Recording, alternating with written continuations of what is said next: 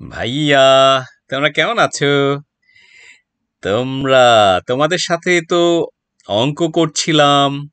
আমরা বিয়োগ অঙ্ক করছিলাম, মনে আছে?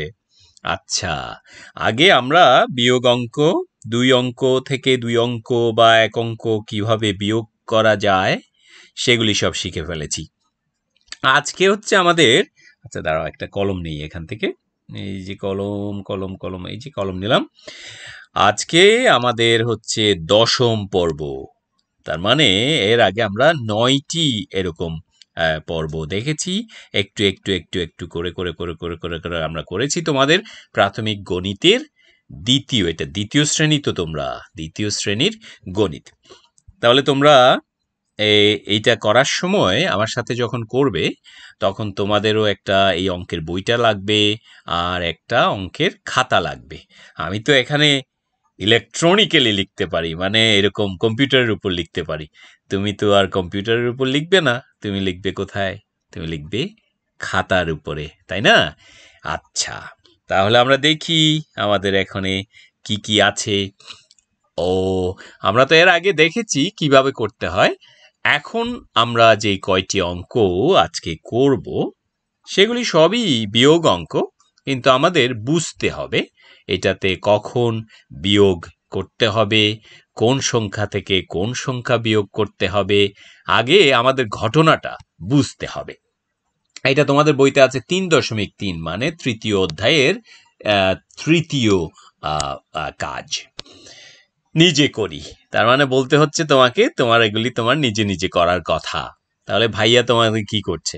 ভাইয়া তোমাকে সাহায্য করছে, এগুলি আসলে তোমার নিজের কাজ।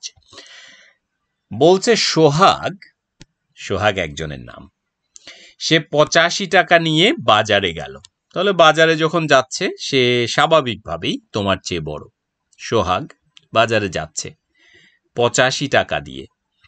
আজকালকার যুগে ৮৫ টাকা দিয়ে অবশ্য কিছুই পাওয়া যায় না, কিন্তু এটা ধরো অঙ্ক আর কি। সে বলল ৮৫ টাকা নিয়ে বাজারে গেল, সে ৫৩ টাকা খরচ করলো সেখান থেকে। তার কাছে কত টাকা থাকলো? তাহলে নিয়ে গেল কত? ৮৫ টাকা, সেখান থেকে খরচ করলো কত? ৫৩ টাকা। তাহলে তার কাছে কত থাকলো? এগুলি করার সময় আমাদের একটু লিখতে হবে। আমরা লিখতে হবে কিরকম? সোহাগ, মনে করো সোহাগ বাজারে নিয়ে গেল কত? ৮৫ টাকা। তোমাকে আবার লিখতে হবে নিয়ে গেল, ঠিক আছে? তারপরে ৫৩ টাকা খরচ করলো। আমার হাতের লেখা তোমার চেয়ে বিশ্রী, তাহলে তোমার হাতের লেখা আমার চেয়ে সুন্দর। ৫৩ টাকা খরচ করলো। তাহলে তাহলে কি থাকলো? সুতরাং তার কাছে থাকলো, তার কাছে কত থাকলো? তার কাছে থাকলো হচ্ছে যত নিয়ে গিয়েছিল। সে নিয়ে গিয়েছিল কত? ৮৫। সেখান থেকে খরচ করলো যেটা, সেটা হচ্ছে দিয়ে দিল। তাহলে খরচটা কি করতে হবে? বিয়োগ করতে হবে, অর্থাৎ তার কাছ থেকে ওটা চলে গেল। ৮৫ ছিল, সেখান থেকে বিয়োগ ৫৩। তাহলে এটা তো আমরা জানি কিভাবে। আমরা প্রথমে একক থেকে করি না? ৫ থেকে ৩ গেল, এই যে ৫, ৫ থেকে ৩ গেলে কত থাকে? ২ থাকে। আর ৮ থেকে ৫ গেলে কত থাকে? ৮ থেকে ৫ গেলে, ঠিক বলেছ, ৩ থাকে। তাহলে তার কাছে থাকলো হচ্ছে ৩২ টাকা থাকলো সে। তাহলে তুমি কি বলবে? সুতরাং, এই যে আমরা এখানে ৩টা ফোঁটা দিয়ে সুতরাং বলবো। তার কাছে, সোহাগের কাছে, তার কাছে, আবার লিখি, তার কাছে ৩২ টাকা থাকলো, ঠিক আছে? এই যে এইটাই হবে আমাদের উত্তর। বুঝতে পেরেছো কিভাবে করতে হবে? তাহলে এইটা যদি তুমি বুঝতে পারো, এখন তুমি পরেরটাও করতে পারবে। কি বলছে পরেরটা? একটি শ্রেণীকক্ষে ৪৮ জন ছাত্রছাত্রী আছে। তাহলে ছাত্র এবং ছাত্র মিলিয়ে ৪৮ জন আছে। এদের মধ্যে ২৬ জন ছাত্র, মানে যারা পড়াশোনা করে সবাইকে তো আমরা একসাথে শিক্ষার্থী বলি। এর মধ্যে যারা ছেলে তারা হচ্ছে ছাত্র, আর যারা মেয়ে তারা হচ্ছে ছাত্রী। তাহলে যদি ৪৮ জন শিক্ষার্থী থাকে, অর্থাৎ ছেলে আর মেয়ে মিলে ৪৮ জন হয়, তার মধ্যে যদি ২৬ জন ছাত্র থাকে, তাহলে কতজন ছাত্রী আছে? তাহলে কি করতে হবে তোমাকে? ছাত্র এবং ছাত্রী থেকে ছাত্র সংখ্যা বাদ দিলে, মানে বিয়োগ করলে, তোমার কতজন ছাত্রী আছে সেটা বের হবে। তাহলে আমরা লিখি, আমরা এইভাবে লিখতে পারি যে ছাত্র যোগ ছাত্রী, তার মানে ছাত্রছাত্রী সমান তুমি বলতে পারো ৪৮ জন। এদের মধ্যে ছাত্র কজন? এই যে ছাত্র সমান হচ্ছে ২৬ জন। এখন দেখো, আমরা যদি এই পুরোটা এরকম ভাবে বিয়োগ করি, তাহলে আমরা যদি এখানে লিখি বিয়োগ, তাহলে এই যে ছাত্র প্লাস যোগ ছাত্রী ৪৮ জন, ছাত্রের সংখ্যা যদি বাদ দেই, আমরা লিখতে পারবো এখানে ছাত্রী সমান, তাহলে এই যে ৪৮ থেকে আমাদের কি করতে হবে? এটা বিয়োগ করতে হবে। এটা যদি আমরা এখানে বিয়োগ করি, তাহলে ৮ থেকে ৬ গেলে কত থাকে? ৮ থেকে ৬ গেলে ২। আর ৪ থেকে ২ গেলে কতজন থাকে? ৪ থেকে ২ থাকে। তাহলে ছাত্রীর সংখ্যা হচ্ছে ২২ জন। ছাত্র ২৬, ছাত্রী ২২ জন। তাহলে এটাকে কি লিখবে? সুতরাং ছাত্রী সমান ২২ জন। তুমি বলবা ২২ জন ছাত্রী আছে, সেটা হচ্ছে তোমার উত্তর। বুঝতে পেরেছ? বাহ, তাহলে আমরা বিয়োগ অঙ্ক কখন করতে হয় সেটা শিখে ফেললাম। আরেকটা করো দেখি, ৩ নাম্বারটা তুমি করো দেখো। একটি বাগানে, বুঝলাম বাগান, ৪৫টি আম গাছ আছে, অনেক বড় আম বাগান। ৪৫টি। গাছগুলির মধ্যে ২৯টিতে আম ধরেছে, কতটি গাছে এখনো আম ধরেনি? অর্থাৎ ৪৫টি আম গাছ আছে, তার মধ্যে ২৯টিতে ধরেছে, তাহলে বাকি যেগুলি আছে সেগুলিতে ধরেনি, তাহলে সেটা কতটাতে আম ধরেনি? তাহলে মোট আমরা এখানে লিখব, মোট গাছ আছে হচ্ছে ৪৫টি, তাহলে আম ধরেছে কয়টাতে? ২৯টিতে। তাহলে আমাদের কি করতে হবে? সুতরাং আম ধরেনি, মানে যেই কটা বাকি আছে সেই কয়টাতে আম ধরেনি, যেই কয়টা সমান কত হবে? এই যে ৪৫ থেকে আমাদের কি করতে হবে? যেই কয়টাতে ধরেনি সেই কয়টা বিয়োগ করতে হবে। তাহলে এখন এই বিয়োগ তো আমরা জানি, আগে দেখেছি কিভাবে করতে হয়। কিভাবে করতে হয়? ১৫ থেকে, এই যে ১৫ আছে, ১৫ তো তুমি কিভাবে বুঝবে? ১৫ থেকে এই যে দেখো এখানে ৯ আছে, ৯ কি ৫ থেকে বিয়োগ যায়? ৯ ৫ থেকে বিয়োগ যায় না। তাহলে যেহেতু এই যে মনে করো আমি যদি এককের অঙ্কটা এভাবে লিখি, এই যে ৫, এখানে ৯, এই যে ৫ থেকে কি ৯ বিয়োগ যায়? যায় না। তাহলে আমাদের কি করতে হবে? বাম দিক থেকে দশকের ওখান থেকে একটা আমাদেরকে নিতে হবে, ধার নিতে হবে।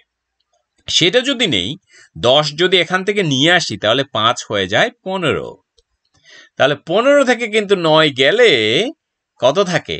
তুমি দেখো, ৯-এর সাথে যদি তুমি ৬ যোগ করো তাহলে ১৫ হয়। তার মানে ১৫ থেকে ৯ গেলে তোমার থাকবে হচ্ছে ৬।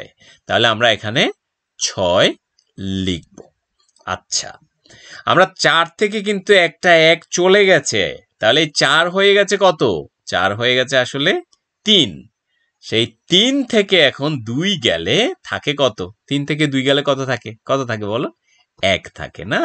তাহলে এই আম ধরেনি হচ্ছে আসলে ১৬টি গাছে। ঠিক আছে? তাহলে আমরা এই অঙ্কটা করলাম। তাহলে তোমাকে লিখতে হবে কি? ১৬টি গাছে এখনো আম ধরেনি। ঠিক আছে, এইটাই হচ্ছে তোমার উত্তর। তুমি এরকম উত্তর লিখে দিতে পারো পাশে। বুঝতে পেরেছ? তাহলে আমরা জানি একটা মোট সংখ্যা যতটি আছে সেখান থেকে যেটা আম ধরেছে সেটা যদি বিয়োগ করি তাহলে আমরা যেটা ধরিনি সেটা পাবো। হয়ে গেছে না? হ্যাঁ, হয়ে গেছে। আরেকটা দেখা যাক। শায়লার 10 টাকার নোট ছিল 8টি। শায়লার কাছে কেন 10 টাকার নোট থাকবে? আচ্ছা, মনে করো তোমার শায়লা আপু, তাদের তো টাকা লাগে, তারা যায়, রিক্সা ভাড়া লাগে, সেই লাগে, তো সেই জন্য তার 10 টাকার 8টি নোট ছিল। সে ময়নাকে 3টি 10 টাকার নোট দিল। ময়না হয়তো তার বন্ধু, তাকে 3টি 10 টাকার নোট দিয়ে ফেলেছে। এখন শায়লার কত টাকা থাকলো? শায়লার তাহলে ছিল কয়টি? 10 টাকার নোট ছিল কয়টি? 8টি। ময়নাকে দিল কয়টা? তুমি যদি বলো ময়নাকে দিল, ময়নাকে কয়টা দিল? সমান 3টি দিল। তাহলে সুতরাং থাকলো কয়টা? থাকলো সমান 8 বিয়োগ 3। 8 থেকে 3 গেলে কত? 5টি নোট। এখন বলা হচ্ছে 5টি নোট থাকলো। একটি নোট কত? 10 টাকার নোট। তাহলে 5টি 10 টাকার নোট, 5টি 10 টাকার নোট থাকলো। তাহলে একটি নোটে কয় টাকা? 10 টাকা। এইভাবে তোমার 5টি নোটে কত হবে? তাহলে 10 টাকা, তার সাথে আরো 10 টাকা, আরো 10 টাকা, আরো 10 টাকা, আরো 10 টাকা, এইভাবে 5টি 10 টাকার নোট, তাই না? তাহলে 5টি 10 টাকার নোটে আসলে হবে 50 টাকা। কিভাবে 50 টাকা হলো? তুমি দেখো, হিসেব করে দেখো, এই যে একটি 10 টাকা, তার সাথে আরো একটি 10 টাকা, তার সাথে আরো একটি 10 টাকা, তার সাথে আরো একটি 10 টাকা, তার সাথে আরো একটি 10 টাকা। এই যে দেখো, 5টা 10 টাকার নোট মিলে হয় তোমার 50 টাকা। তাহলে শায়লার কাছে 50 টাকা আছে, অথবা তুমি বলতে পারো 5টি 10 টাকার নোট আছে। হয়ে গেল? এই তো, বুঝতে পেরেছো? তাইলে এখন মনে করো তোমার কাছে 2টি 10 টাকার নোট আছে, তার মানে তোমার কাছে কয় টাকা আছে? 10 টাকা, তার সাথে আরো 10 টাকা, তাহলে 10 আর 10 মিলে 20 টাকা আছে। বুঝতে পেরেছো? খুবই খুবই খুবই খুবই মজার অঙ্ক। আচ্ছা, এইবার দেখো। হ্যাঁ, এইবার হচ্ছে তোমার রুমি। রুমির 75টি মার্বেল আছে। মার্বেল দিয়ে খেলে। তোমার কি মার্বেল আছে? ছোট ছোট এরকম গুটি মার্বেল। 75টি মার্বেল আছে কিন্তু রুমির। রাজুর আছে 47টি মার্বেল। তাহলে কি হবে? তুমি আগে লিখে ফেলো। তাহলে এখানে আমরা যদি বলি রুমির আছে 75টি, রাজুর কয়টি আছে? রাজুর আছে কয়টি? 47টি। রুমির 45টি, রাজুর 47টি। ওয়াও! তাহলে কার বেশি আছে?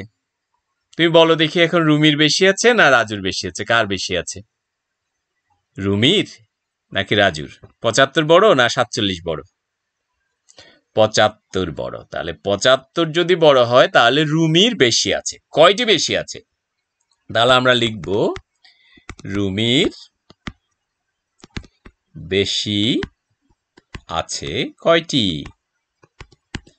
সমান হবে, এই যে 75 থেকে কি করতে হবে? 47 বিয়োগ করতে হবে। কারণ রাজুর যেটা আছে সেটা যদি আমরা রুমির ওখান থেকে বিয়োগ করি তাহলে যতটা থাকবে সেটা হচ্ছে রুমির বেশি আছে। তাহলে এখানে কি করব আমরা? দেখো, 5 থেকে তো 7 যায় না, তাহলে যেহেতু আমরা 5 থেকে এরকম 7 যায় না, তাহলে আমাদের কি করতে হবে? এদিক থেকে একটা 1 নিতে হবে। 1 নিয়ে এটা হয়ে যাবে 15। তাহলে 15 থেকে 7 গেলে কত হবে? হিসাব করে বলো।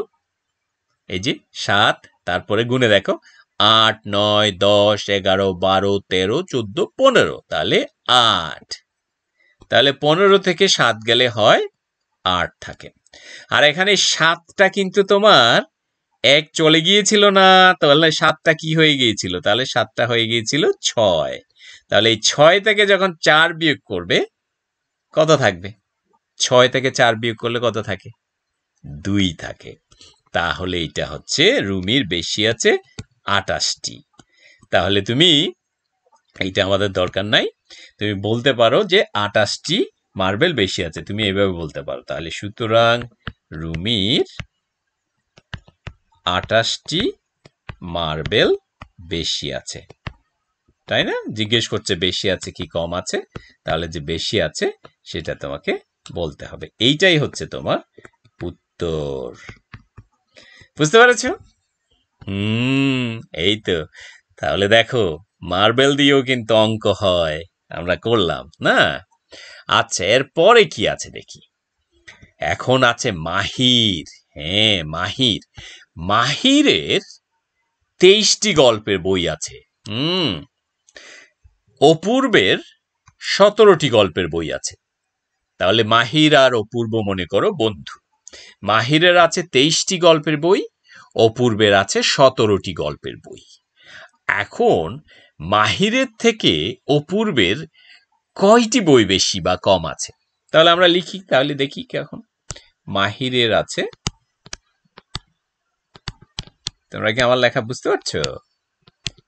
মাহিরের আছে সমান 23টি। আচ্ছা, অপূর্বের কয়টি আছে? অপূর্বের আছে সমান হচ্ছে 17টি। তাহলে কার বেশি আছে বলো তো? মাহিরের 23, অপূর্বের 17। তাহলে 23 বড় না 17 বড়? 23 বড়। তাহলে মাহিরের বেশি আছে। তাহলে মাহিরের কয়টি বেশি আছে? তাহলে আমরা বলবো মাহিরের বেশি আছে, না? মাহিরের বেশি কয়টি আছে? বেশি আছে কয়টি? 23 থেকে 17 কি করতে হবে? বিয়োগ করতে হবে। তাহলে একইভাবে দেখো, এদিকে 3 থেকে তো 7 যায় না, কিন্তু 13 থেকে যায়। 13 থেকে যখন 7 বিয়োগ করবে কত হয়? 13 থেকে 7 6, তাহলে 6 থাকে। তাহলে দেখো, এখানে তাহলে 2টা কি হয়ে গেল? 1 হয়ে গেল না? কারণ 1 তো তুমি এদিকে দিয়ে ফেলেছো। তাহলে সেই 1 থেকে যখন 1 চলে যাবে আর কিছু থাকবে না, 6। তাহলে মাহিরের আসলে 6টি বই বেশি আছে। তুমি এখানে আবার সেটা চমৎকার করে লিখবে যে মাহিরের কাছে অথবা মাহিরের 6টি বই বেশি আছে, না? বেশি আছে। এইটাই হচ্ছে তোমার উত্তর। হয়ে গেল না? এই তো। এখন মনে করো, আচ্ছা, অথই তুমি মনে করো তোমার আছে 10টি বই। এখন কল্পর মনে করো আছে 20টি বই। তাহলে কার বেশি বই আছে? তোমার আছে 10টি, কল্পর আছে 20টি। তাহলে কল্পর কাছে বেশি আছে। কয়টি বেশি আছে? তাহলে যেটা বেশি সেটা থেকে যেটা কম সেটা যদি বিয়োগ করো, তাহলে যেটা থাকবে সেটাই বেশি আছে। বুঝতে পেরেছ? এই তো হয়ে গেল। এখন আরেকটি অঙ্ক দেখো। এই অঙ্কটি বলছে মা এবং মেয়ের বয়সের যোগফল 70। মেয়ের বয়স 22 বছর, মায়ের বয়স কত? তাহলে এইটা আমরা কি করব? মা এবং মেয়ে, তাহলে আমরা যোগ চিহ্ন দিয়ে কি বুঝাই? মা এবং মেয়ে, না? মা যোগ মেয়ের বয়স। তাহলে কত হবে? 70 দেয়া আছে, না? এখন বলছে মেয়ের বয়স কত হয়? দেয়া আছে এখানে 22 বছর। তাহলে 70 বছর আর 22 বছর। তাহলে মায়ের বয়স এবং মেয়ের বয়স থেকে যদি মানে মেয়ের বয়স তুমি বাদ দাও, শুধুমাত্র মেয়ের বয়স যদি বাদ দাও, তাহলে কি থাকবে? মায়ের বয়স থাকবে। ঠিক আছে, তাহলে মায়ের বয়স কত হবে বলো তো? এই যে 70 থেকে তোমাকে 22 বিয়োগ করতে হবে। তাহলে 70 থেকে 22 যদি বিয়োগ করো, এই যে 0 থেকে তো আর 2 যায় না, তাহলে এদিক থেকে 1 তোমাকে নিতে হবে। দশক থেকে 1 যদি নিয়ে আসে, এটা 10 হবে। 10 থেকে 2 গেলে কত থাকে? 10 থেকে 2 গেলে 8 থাকে। হ্যাঁ, 8। আর 7টা কি হয়ে গিয়েছিল? 1 যদি তুমি নিয়ে ফেলো, 7টা হয়ে গিয়েছিল 6। তাহলে 6 থেকে 2 গেলে কত থাকে? 6 থেকে 2 গেলে 4 থাকে। তাহলে মায়ের বয়স হবে 48 বছর। তাহলে আমরা এখানে লিখবো, সুতরাং মায়ের বয়স মায়ের বয়স হচ্ছে 48 বছর। তাহলে 48 বছর মায়ের বয়স, এটা হচ্ছে তোমার উত্তর এই অঙ্কের। ঠিক আছে। আচ্ছা, এখন মনে করো আরেকটা একই রকম অঙ্ক। মনে করো অথই আর কল্পের বয়সের যোগফল হচ্ছে, মনে করো 15 বছর। এখন কল্পের বয়স যদি 5 বছর হয়, অথইয়ের বয়স কত? তাহলে দুজনের যোগ বয়স হচ্ছে 15 বছর, কল্পের বয়স 5 বছর। তাহলে অথইয়ের বয়স কত? তাহলে কি করবে? 15 থেকে 5 বিয়োগ করবে, তাই তো? হ্যাঁ, এরকম একটা অঙ্ক থেকে অসংখ্য অঙ্ক তুমি বানাতে পারো, তৈরি করতে পারো। তুমি এই অঙ্কগুলি থেকেও নিজে নিজে নিজে নিজে চেষ্টা করে দেখো যে অন্য ধরনের অঙ্ক তৈরি করে, এবং সেই অঙ্কের সমাধান মানে সেই অঙ্কটা তুমি করতে পারো কিনা দেখবে। কেমন? আচ্ছা, এখন এই অঙ্কটা দেখো। এই অঙ্কটা বলছে রুমুর থেকে ঝুমু 8 বছরের বড়। ঝুমুর বয়স 24 বছর। রুমুর বয়স কত? তাহলে এখানে বড় কে? রুমু বড় না ঝুমু বড়? বলছে রুমুর থেকে ঝুমু 8 বছরের বড়, তাহলে ঝুমু বড়। তাহলে কে বড়? ঝুমু বড়, আর রুমু ছোট। ঠিক আছে, রুমু ছোট। এখন ঝুমুর বয়স এবং রুমুর বয়স আমরা জানি না, কিন্তু ঝুমুর বয়স হচ্ছে 24 বছর। বলছে রুমুর থেকে ঝুমু 8 বছরের বড়। তাহলে রুমু কয় বছরের? ঝুমু রুমুর থেকে 8 বছরের বড়, মানে রুমু ঝুমুর থেকে 8 বছরের ছোট। ঝুমু 8 বছরের বড়, রুমু 8 বছরের ছোট। কত দিনের? 8 বছরের। তাহলে 8 বছরের ছোট রুমু। তাহলে ঝুমু বয়স যদি 24 বছর হয়, সুতরাং আমরা কি বলবো? ঝুমুর বয়স হচ্ছে 24 বছর। তাহলে রুমুর বয়স কত হবে?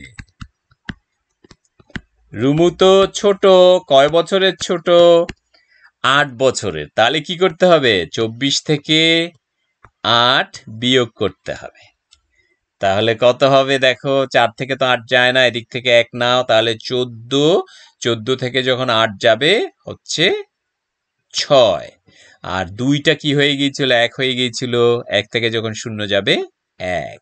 তাহলে রুমুর বয়স হচ্ছে 16 বছর। তাহলে তুমি বলবা কি এখানে? রুমুর বয়স 16 বছর। আমরা একটু আগে যেটা বললাম কল্প আর অথইয়ের বয়স, সেরকম রুমুর বয়স হবে এখানে 16 বছর। তাহলে দেখো, রুমুর বয়স যদি 16 বছর হয়, এখন ঝুমু রুমুর থেকে 8 বছরের বড়, তার মানে রুমুর সাথে যখন তুমি 8 বছর যোগ করবে, তখন 16 সাথে 8 যোগ করলে কত হবে? 24 হবে। তাহলে তোমার অঙ্ক সঠিক আছে। বুঝতে পেরেছ? এই যে বয়সের যে পার্থক্যটা থাকে, সেই পার্থক্যটা যখন ছোট বয়সের সাথে যোগ করবে, বড়টা পাওয়া যাবে। আর পার্থক্যটা যখন বড় বয়স থেকে বিয়োগ করবে, তখন ছোটটা পাওয়া যাবে।